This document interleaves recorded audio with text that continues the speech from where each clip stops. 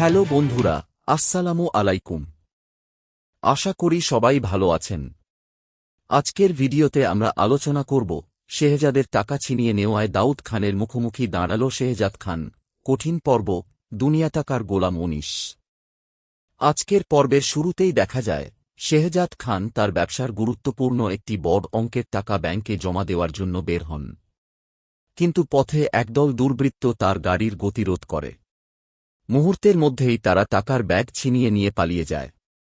ঘটনাটি এত দ্রুত ঘটে যে নিরাপত্তারক্ষীরাও কিছু বুঝে ওঠার আগেই সব শেষ হয়ে যায়। খবরটি মুহূর্তেই চারদিকে ছড়িয়ে পড়ে। শেহজাদ বুঝতে পারেন এটি সাধারণ ছিনতাই নয়, বরং সুপরিকল্পিত একটি ষড়যন্ত্র। তিনি নিজের লোকদের দিয়ে তদন্ত শুরু করেন।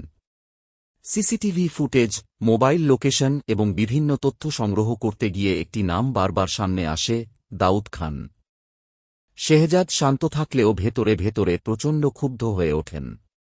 তিনি বলেন, আমার পরিশ্রমের টাকা লুটে নিয়ে কেউ পার পাবে না। সত্য যাই হোক, আজ আমি তার শেষ পর্যন্ত পৌঁছাব। অন্যদিকে দাউদ খান তার আস্তানায় বসে আত্মবিশ্বাসের সঙ্গে হাসতে থাকে। তার ধারণা, এবারও কেউ তার বিরুদ্ধে কোনো প্রমাণ খুঁজে পাবে না।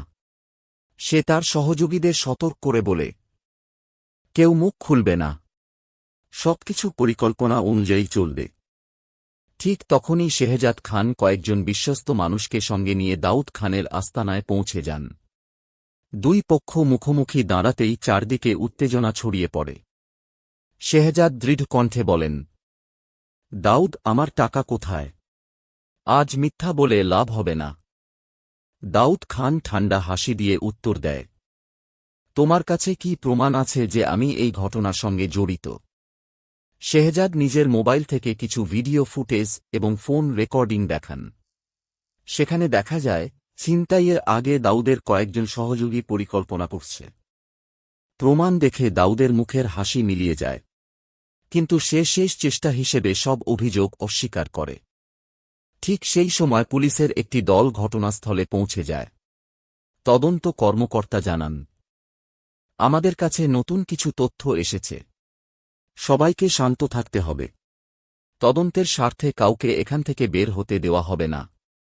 এক এক করে দাউদের সহযোগীদের জিজ্ঞাসাবাদ শুরু হয়। চাপের মুখে একজন সহযোগী ভেঙে পড়ে এবং পুরো পরিকল্পনার কথা স্বীকার করে।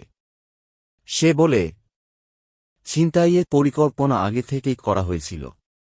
আমরা শুধু নির্দেশ পালন করেছি।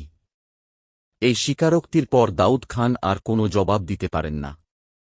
শেহজাদ তার দিকে তাকিয়ে বলেন, অন্যের অধিকার কেড়ে নিয়ে কেউ কখনো জয়ী হতে পারে না।